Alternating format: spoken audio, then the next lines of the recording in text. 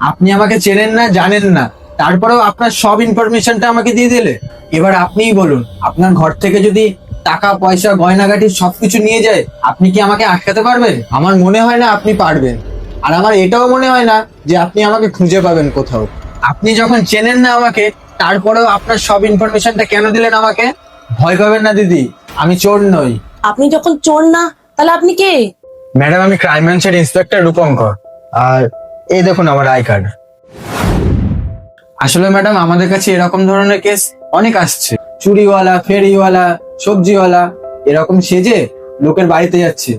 তাই আমরা ছদ্মবেশে প্রত্যেকের বাড়িতে বাড়িতে গিয়ে সাধারণ মানুষকে সতর্ক করার জন্য এই পদক্ষেপটাই নিয়েছি। আচ্ছা, একটা কথা বলুন তো, আপনার বাড়ির সব ইনফরমেশনটা অচেনা কাউকে দিচ্ছেন, তারপর যে বাড়িতে চুরিটা হবে তার দায়টা কে নেবে? তাই অচেনা কাউকে বাড়িতে ঢুকতে দেবেন না। তার বিষয় আগে জানবেন, তারপরেই বাড়িতে ঢুকতে দেবেন।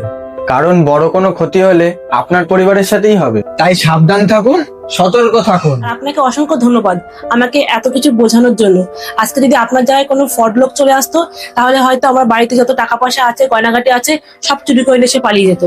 আরেকটা কথা দাদা, এরপর থেকে আমি খেয়াল রাখবো, কোনো অচেনা মানুষকে কখনো বাড়িতে ঢুকতে দেবো না। আর আপনাকে আরেকবার বলছি, অসংখ্য ধন্যবাদ আমাকে এত সুন্দরভাবে সাবধান করার জন্য।